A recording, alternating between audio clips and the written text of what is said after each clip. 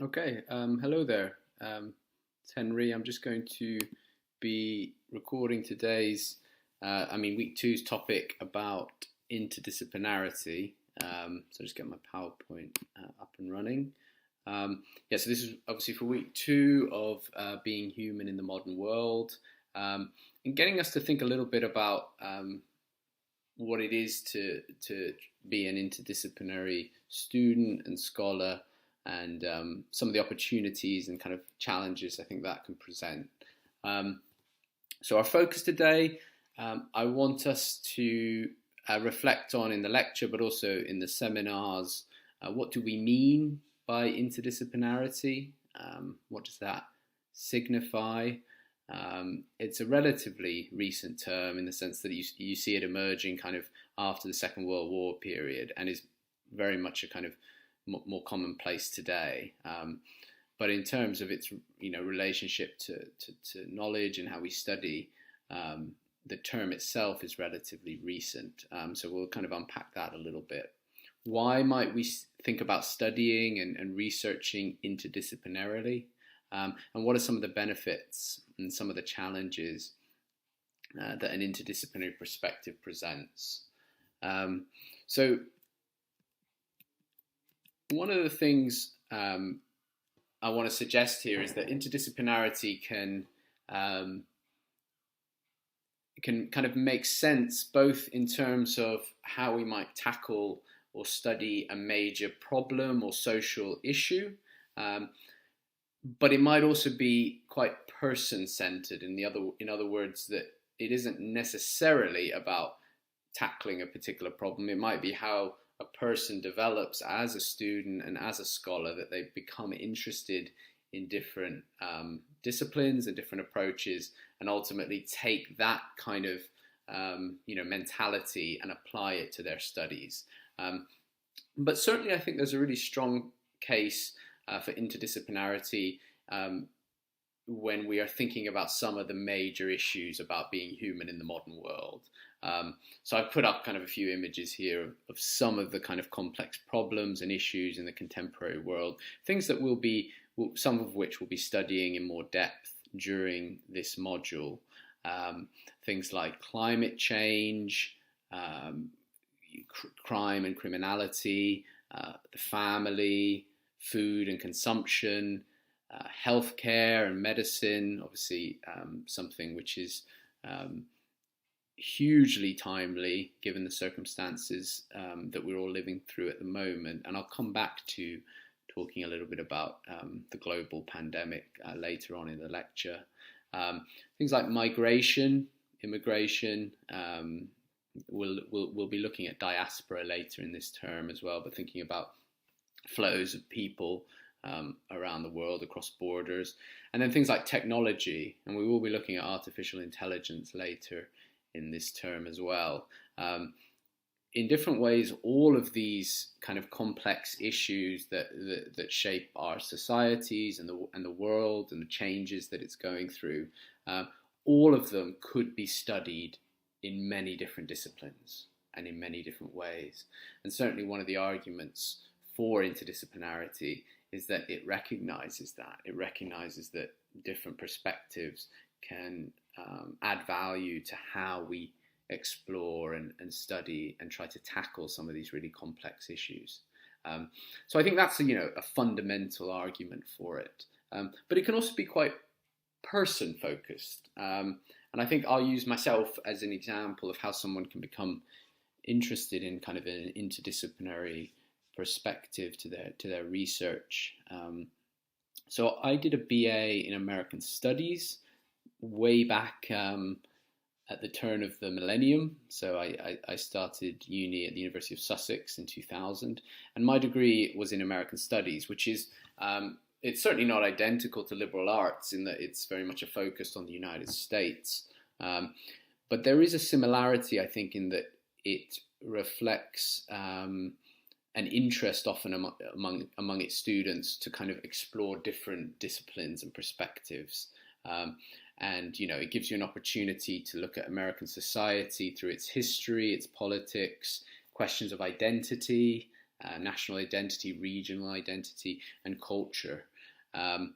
And although I left uni and I worked in London and in Toronto in Canada for some time, I kind of always maintained that interest in American studies and the kind of the ways in which we can use different disciplines and different texts to think about and study the United States. And I ended up getting some funding to go back later on and do an MPhil, kind of like an MA in American Studies, and then my PhD, which is what I'll say just a little bit about. The thing that kind of really interested me about America at that time and about interdisciplinarity was kind of grew out of my year abroad. I did a year at the University of California, San Diego, and did a kind of liberal arts type of program there where I did some American studies, I did some history, I did some creative writing, I did some international relations. I did a whole lot of different stuff, and it was great, and I really loved that. But I kind of was thinking, it was my third year of uni, and I was coming back for my fourth year, and I was thinking about my dissertation, what I wanted to write about. And I kind of got interested in the California dream. So the ways in which California has been imagined as a place. And that's a kind of historical question. You can go back and look at things like the gold rush and later examples of the California dream. But it's also a very contemporary issue as well. So it's not just about history. I think it's also about thinking about the ways in which, different forms of popular culture today continue to propagate the idea of California as a special place.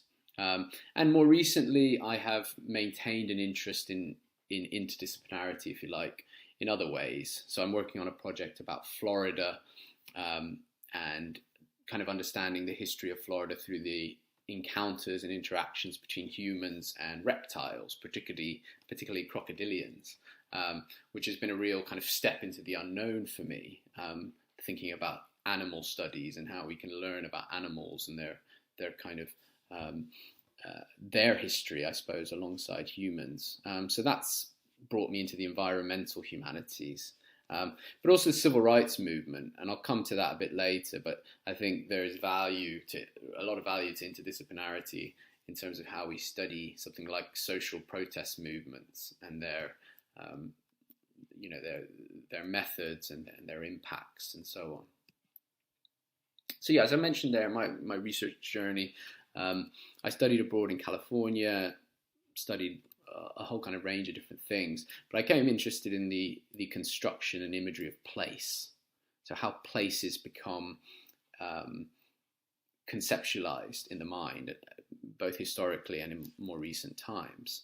And I'd say that's kind of been a key question that has shaped my own journey. How did California become what it is today as a place and a place in the mind? And that was something that my kind of first book there, Tropic of Hopes, was interested in doing, in tracing how California and Florida were reimagined through different kinds of promotional but also visual sources. I'm quite interested in image and how images of place can alter their kind of reputations and representations. So yeah, just some examples here. This is the first image is a kind of California citrus grove, early 20th century, which becomes one of the major industries, but also images of California. So for this, I was learning about kind of agricultural history, but also thinking about landscape, and there, reading into geography and other disciplines really that are kind of interested in the material world. And then we've got here an image of Lakewood, post-World War II, Southern California, and the kind of cookie cutter suburbia that attracts many people to these houses. And for here, I was reading into architecture and thinking about urban development and disciplines that can complement my kind of historical interest in the California dream. And a couple of other examples of other ways I've kind of thought about the California dream, and it's taken me into an interdisciplinary direction. So on the left there is Screenland. That's from in the 1920s, which is kind of an early celebrity magazine, which provided readers with little kind of glimpses and insights into the glamorous lifestyle of Hollywood stars in the early Hollywood period. So there it's a case of thinking about insights from popular cultural studies and disciplines that I suppose are interested in the representation of celebrity. And on the right there, The Day of the Locust, which is a novel by Nathaniel West in the late 1930s, which presents really quite a dystopian image of California, of Los Angeles in particular, of people who have come out there in search of the good life, but are frustrated and disappointed, and it leads to a kind of riot at a movie premiere.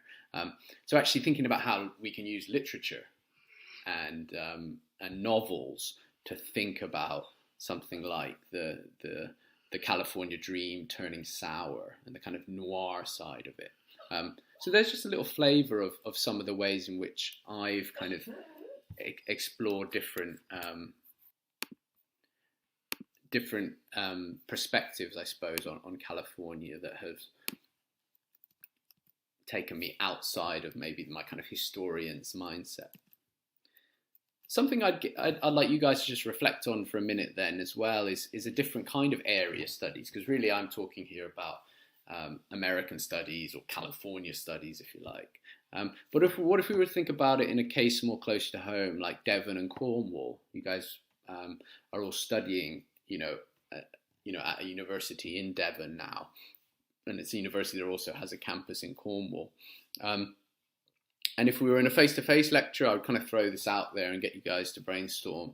But I just ask you to reflect on it for a minute yourself, and it might be something that we can talk a little bit about in the seminar at the end of the week. But how might your discipline, and by that I mean your major, so whether you are doing, history or business or English, sociology, how might your discipline help us to explore the construction of Devon and or Cornwall as a place or places? What kind of insights might it provide? What questions would you be interested in asking from that perspective? So, for example, me as a historian, I'd probably primarily be interested in, well, what can we take from the history of Devon and or Cornwall at different moments in time to think about how they have been imagined, how they have been developed, and so on. What questions could you ask from the perspective of your discipline? So an example, something like the Devon rule. So this might be a way in which we take a characteristic or an issue in Devon today and think about the ways in which different disciplines might be useful to understanding it. So the Devon rule refers to a requirement that a person buying a house in the region, the county, or parts of the county must have lived there for 3 years. And Devon isn't necessarily the only place that has this kind of rule, but it's certainly something that is not universal across the nation. And so we might think here about how historians, economists, political scientists, sociologists would likely ask different kind of questions, but they would also use different methodologies to understand and to explain the Devon rule, perhaps to problematize it. So as I said, a historian would look at the history of the Devon rule. When did it come in? What can we see about the decision makers behind it and the push for it?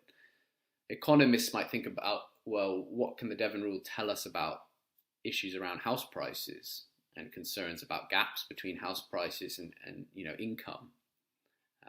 And then a sociologist might look at, well, what are the community's reaction to and support for or concerns about the Devon rule? And they might look at going out and interviewing people and using surveys and different kinds of methodologies. And political scientists might think about, well, what's the political capital of the Devon rule? How can we see that as part of local elections and concerns and so on? So an interdisciplinary approach might have value here, is what I'm arguing, is thinking about the ways in which those different perspectives, if one was studying the Devon rule, might help us to have a more rounded conception of it. And another example, briefly, how do literary and televisual representations impact on our ideas of place? And I've put up Poldark, looking very Poldarkian, and then Cornwall Tourism magazine. Poldark is back, Cornwall again at the heart of BBC drama remake, and thinking about the ways in which popular culture, in this case, the immensely popular TV show, has attracted, tourists to Cornwall specifically to kind of go on poldark kind of tours and visits to see the place for themselves. So there's a kind of Cornwall imaginary that poldark certainly builds upon and encourages. Okay, I wanted to kind of just throw that out there as a kind of opening salvo, given my background and how American studies and area studies, in my view, is a good example of interdisciplinarity. And now I want to turn a little bit to thinking about disciplines and their role in terms of academia and higher education. So disciplines really, refer to the kind of modern established silos of knowledge and study, and the things that you will have chosen, at a slightly younger age when you were picking your GCSEs and then your A levels, and that idea that there are particular disciplines that organize how we study the world, how we understand it.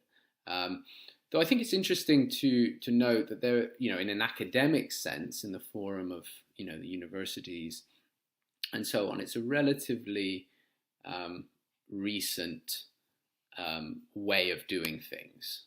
So until kind of the end of the 18th kind of century or thereabouts, I think the 19th century is a key kind of shift in this regard. University students tended to study a kind of core curriculum of the liberal arts, divided into the trivium of logic, grammar, and rhetoric, and the quadrivium of arithmetic, geometry, astronomy, and music. And then they went on to specialize in particular, faculties of medicine or law, theology. So in that sense, it was a kind of a broader and more generalist approach to education. But you begin to see a shift in this period, kind of post-Enlightenment, and there is a growing emphasis on the demand, the need, I suppose, for specialists to better understand the complexities of the world. And I think obviously scientific advances are important here in terms of how and why you see a greater call for specialization and for the growth of kind of an emphasis on disciplines as being the way to train in higher education. And we see in this period, a great number of kind of scientific advances and a kind of scientific revolution, and kind of some significant notions that come out of that. So the idea that nature is a kind of well-ordered machine, and that it can be, through study and through evidence, reduced to a relatively small number of universal rules that humans can study and identify. And so because of that, there's a growing emphasis on disciplines, on having clear, organized kind of rules of study that will enable us as humans to better understand the world. So kind of the scientific advances of that period are closely interlinked to a narrower focus in terms of what an individual studies and how they do it. So obviously we can think about the kind of groupings of disciplines here that begin to really emerge in the more structured way that we think of them today in the 19th century. So something like the natural sciences, which is of course interested in describing, in analysing the natural world, its structures and systems, from mathematics to physics to chemistry and biology. Now, if you were in a liberal arts program in some other parts of the world, including the United States, there may well be a kind of scientific component to your liberal arts study, to the multidisciplinary nature of what you're doing. That's not the case here, obviously, at Exeter. But it is the case that you will have plenty of scope to study across disciplines within the social sciences and the humanities. So the social sciences, which is an interesting, obviously, terminology, and the idea that that society can be studied in a kind of scientific way. And, that dates back to the kind of early 19th century, and the idea of a kind of positivist approach to studying society, and that all real knowledge about society was gained through empirical methods, and that kind of the study of the natural world and the natural sciences could be transferred to the social sciences. And so we see this in, and I suppose that's a contested assertion, certainly, but thinking about how methodologies emerge within sociology, psychology, political science, economics, international relations, and then the humanities, which are kind of very broadly interested in interpreting and evaluating human achievements and experience. Thinking about seeking meaning in written texts, in different artifacts and cultural practices. So things like English literature, history, and philosophy. And philosophy, as a term, really dates back to kind of very capacious sense of knowledge and understanding of the world. All of these, in a way, all of these questions were once considered philosophy, but philosophy as a more, I suppose, in some ways, a more narrow modern discipline, interested in knowledge and ideas and the human kind of condition.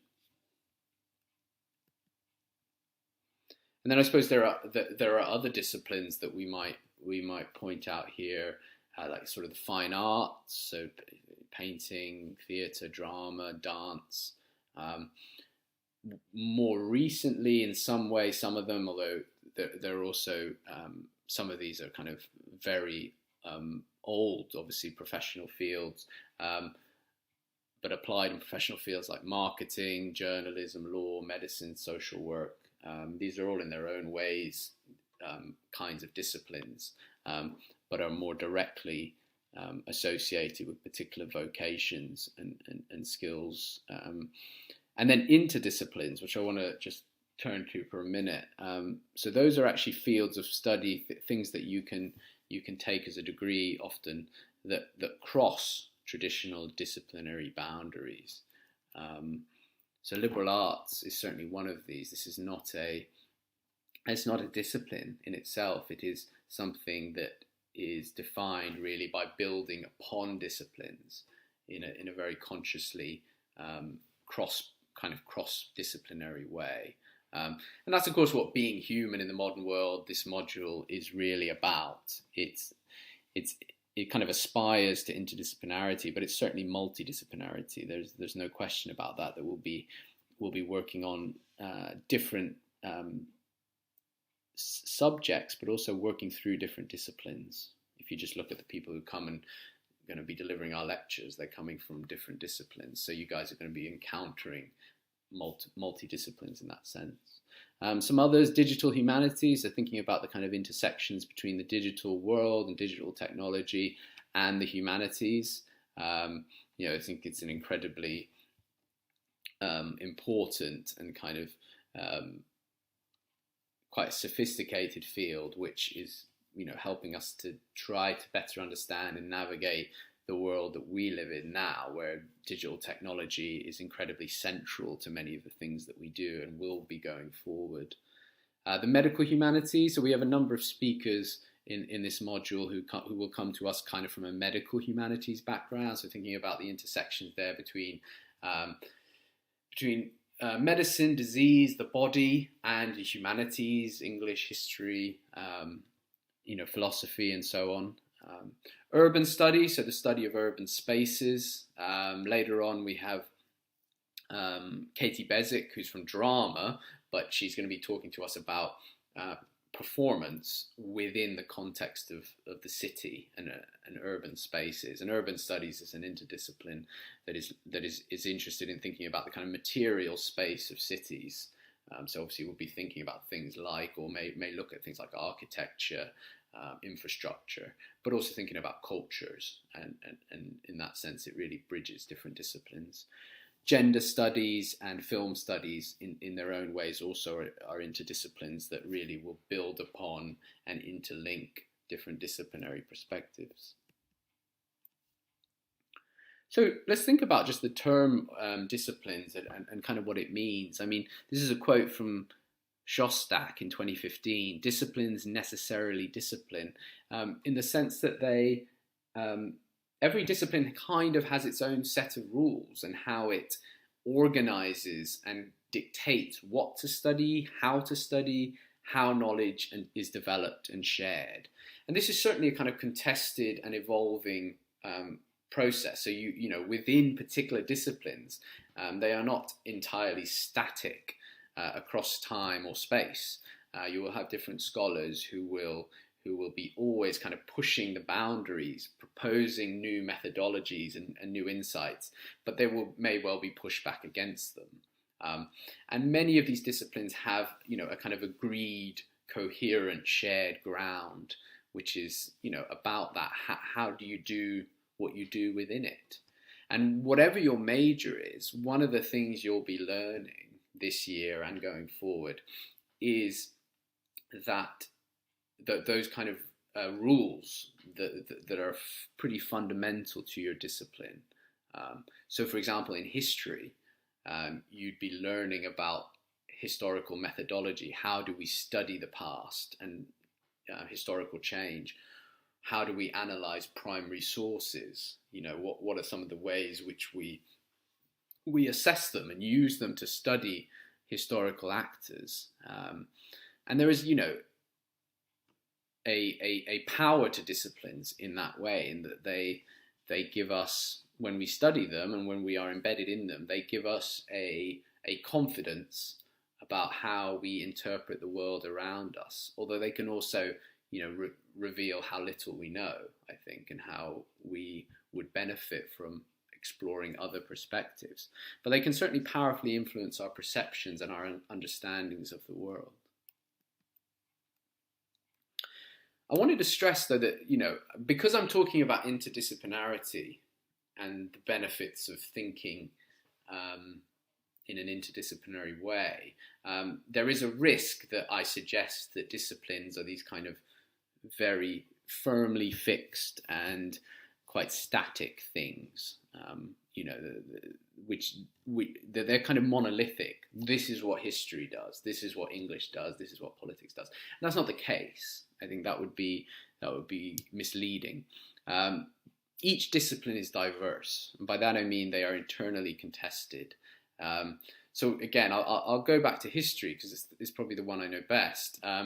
You know, there is, going back, a very long and interesting debate and kind of division within and among historians about whether history is about the recounting of the truth of what the historical reality, this is what happened, or whether actually it is shaped much more by the historian's own interpretation and perspective, and that there is a really undeniable link between the past and the present when anyone is writing history.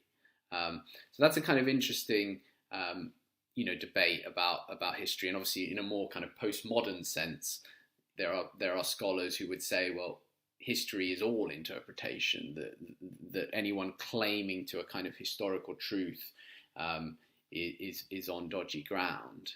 I wouldn't personally go that far myself, but, you know, there are people who would take that view of history.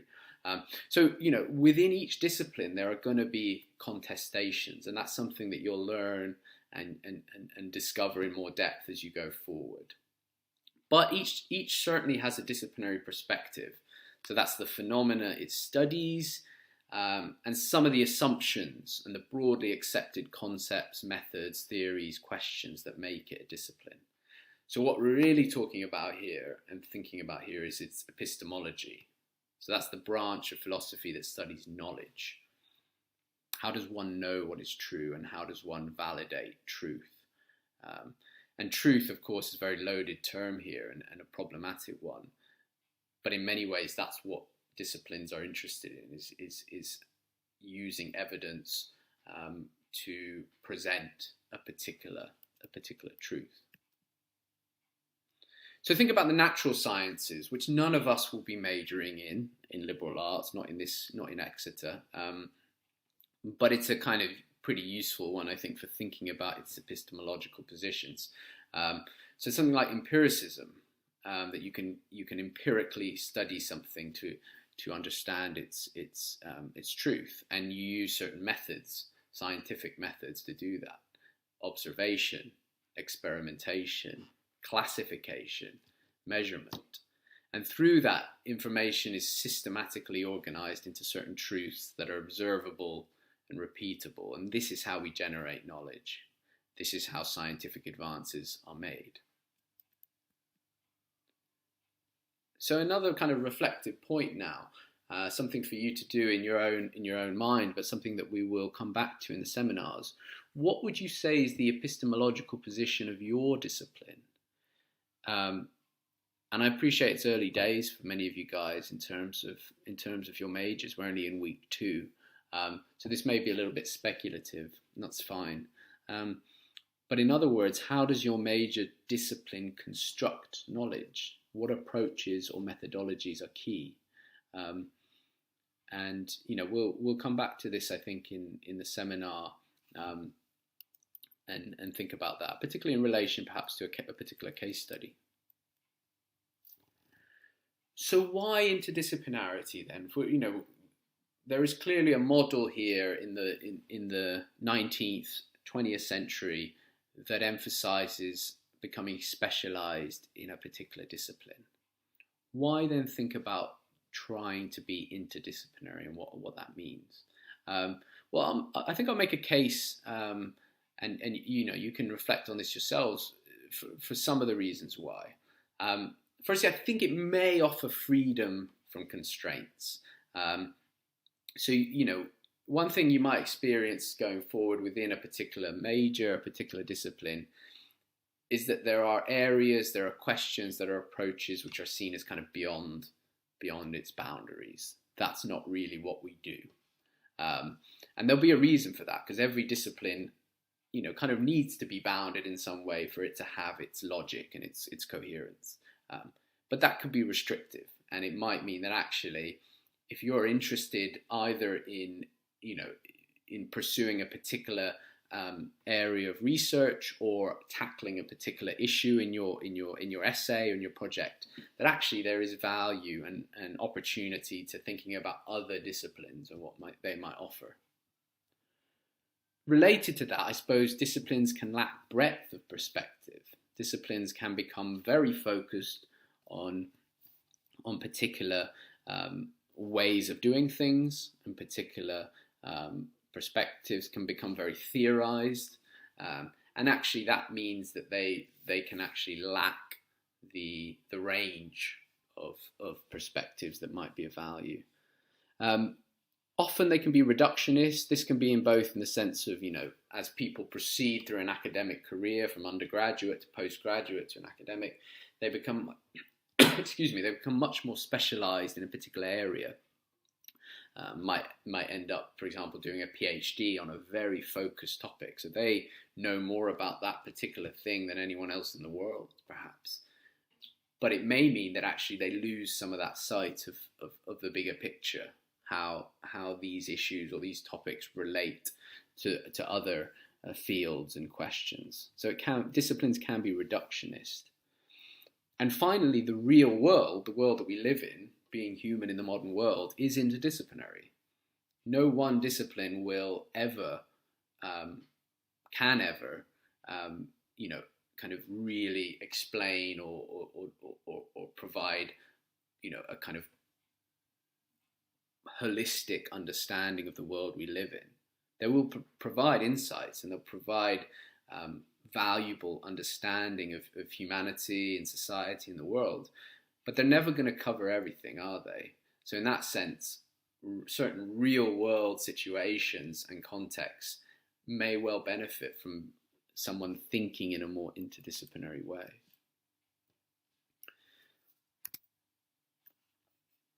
Just checking my time. I think I'm doing okay. What are some of the challenges? Well, certainly there are institutional structures and barriers that make interdisciplinarity difficult. And that's something that liberal arts in the UK has faced, is that, it is a unusual type of degree historically within this country, and does not fit neatly into the kind of structures of many universities, where you'll have a Department of Humanities, a Department of Social Sciences, and so on. So that's a problem, and that means something that it's on the part of the universities, but it's also going to be part of your student experience. Is that you're going to be navigating a slightly unusual situation there. More in terms of the thinking, I suppose, rather than the kind of institutional structures, although they're related, there can be suspicions among academics, among researchers and scholars over the, quote, rigor of interdisciplinarity. And by that I mean, scholars who are embedded in a particular discipline for much of their career, are very much experts and specialists in it, might think, well, someone who's very deliberately interdisciplinary is going to know maybe have a wider context about a subject or a topic, but they're not going to have the same level of expertise. They're not going to have that same rigor which is embedded in the kind of work of a particular discipline. So you may encounter that, and I've certainly encountered that, people who are sort of inherently quite skeptical of interdisciplinarity. Kind of related to that from the perspective of an undergraduate student like yourself, interdisciplinary or multidisciplinary education can mean that students feel they don't have a strong grounding in a single discipline, because you're covering and exploring different avenues and routes. The way we obviously try to mitigate that and navigate that at Exeter is that you have your major. So you will be focusing in more depth within that particular discipline, but you'll be doing that alongside the other disciplines that you'll study as a liberal arts student. And finally, there are challenges, I think, in terms of what you will encounter, by working in different disciplinary spaces. You'll be thinking about the connections between them, hopefully. And that's something we'll be encouraging you to do in this module and going forward. But there are also going to be some challenges with that. To give a really kind of straightforward example is, different words can have slightly different meanings in different disciplines. So something like identity or power or narrative, these can be quite often used and often cited terms, but they may have slightly different contexts and meanings depending on whether you're talking about history or sociology or psychology and so on. I kind of like this quote, though, from the economist Partha Dasgupta, because, and he's talking about being an economist here, but I think it's kind of a slightly reassuring point, actually, when we start to think about, well, there are so many challenges to interdisciplinarity. Is it simply too much? Is it too problematic? And Dasgupta writes that there is a thought that can haunt us. Since everything probably affects everything else, how can we ever make sense of the social world? If we are weighed down by that worry, though, we won't ever make progress. Every discipline that I am familiar with draws caricatures of the world in order to make sense of it. And I like that. Not everyone would agree with that point, I think, but the argument that every discipline, while it might make very grandiose claims about its significance and about its kind of what it can tell us about the truth of the world, all of them in their own way draw caricatures of the world, so imitations of the world to try to understand it. And so as an interdisciplinary scholar, I think, you can take solace from that and think about, well, which disciplines do I want to engage with? Which of these kind of caricatures of the world are going to be useful to me as a student? And there's no expectation that you kind of need to master them all. I think no person could. But you can think about it in terms of more of a selection, which are going to be particularly useful to you as a student and as a scholar going forward. So I think some characteristics of interdisciplinarity, some of the good things about it. it kind of has an openness, a curiosity, a willingness to think about the potential value of exploring a topic from different perspectives. And obviously there's that thing that it kind of is a more of a big picture approach to things. It might offer a more holistic understanding.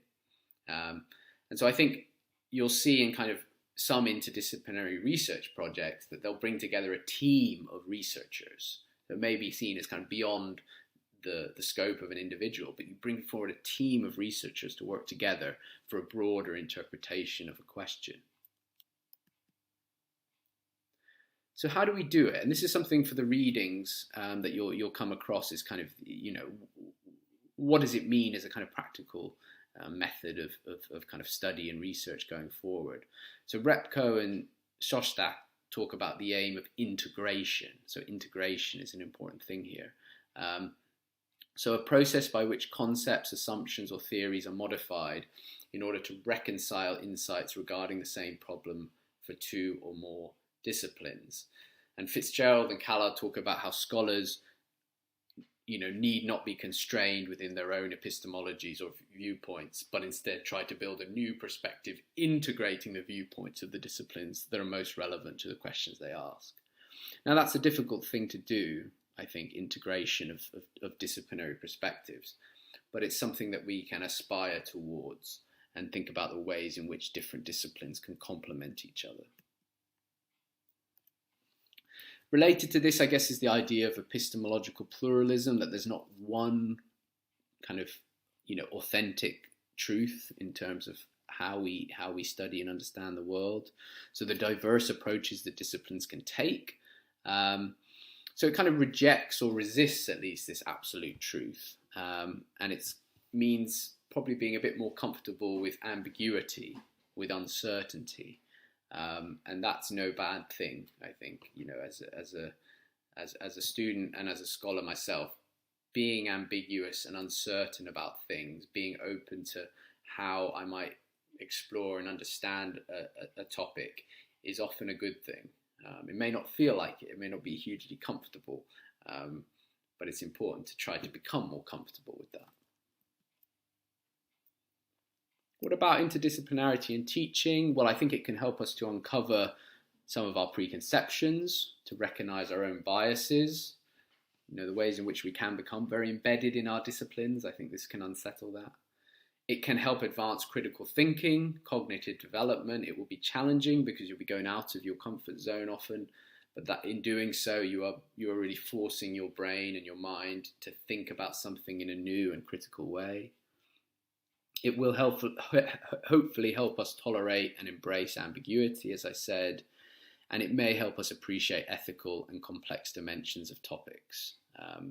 Again, by asking us, encouraging us to think through different perspectives and different disciplines. I'll just say a quick word about some of the other terms that you will come across, when you're looking at interdisciplinarity. Multidisciplinarity really is a good kind of definition of this module, being human in the modern world. So multidisciplinarity studies a topic or topics from the perspective of several disciplines, although they often remain separate and disciplinary elements retain their original identity and the existing structure of knowledge is not questioned. That's from Klein.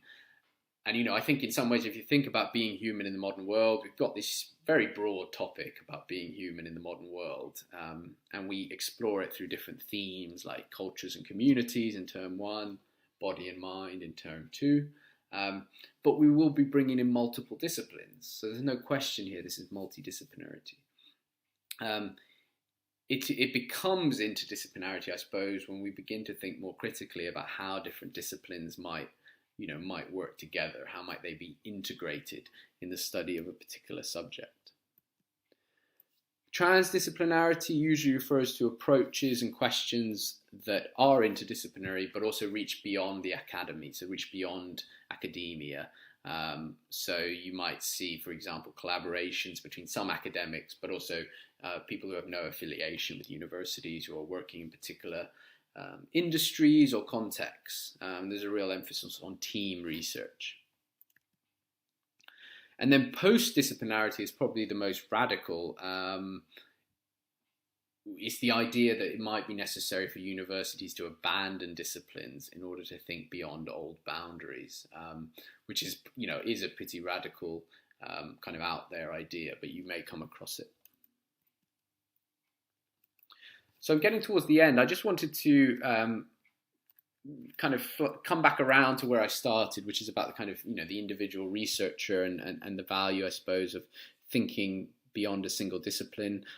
So this is a book that I edited with a colleague, Joe Street, in 2015, and it came out of a conference we organized to mark the 50th anniversary of the 1965 Selma March. This was in Alabama, and it was a march from Selma to Montgomery, and it was to protest the disenfranchisement of African Americans in the South. But anyway, why is this related to interdisciplinarity? Well, obviously there's a historical approach here among some of the researchers and scholars interested in looking at 1965 and what happened. But it was interdisciplinary, both the conference and the book. So we also had sociologists who were looking at, who come from sociology, and were exploring both the context in 1965, but subsequently the impact of the Voting Rights Act on particular communities. We had political scientists who were looking at the kind of policy issues surrounding the Voting Rights Act, both then and much more recently, when the modern US Supreme Court has stripped back some of the protections of the Voting Rights Act. And finally, we had media studies and film scholars who looked at Ava DuVernay's film Selma, and looked at its representations of the 1965 march and Bloody Sunday and so on, but also thinking about the representation of civil rights in film and media more broadly. So this was a really insightful, I think, conference and book that relied on different disciplines to come together to understand the civil rights movement and its legacies.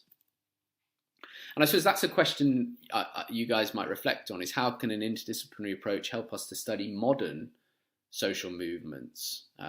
So whether that's Extinction Rebellion protesters there in the top left, you've got pro-life protesters and campaigners in the United States, and then at the bottom, pro-democracy protesters in Hong Kong.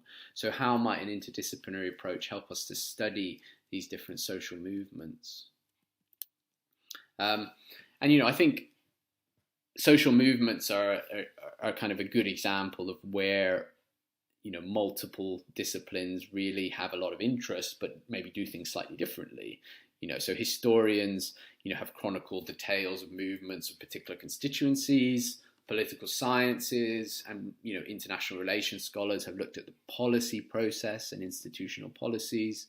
Sociologists and anthropologists have studied the organizations that animate protest movements, so thinking about this in terms of organizations and how they work and their networks.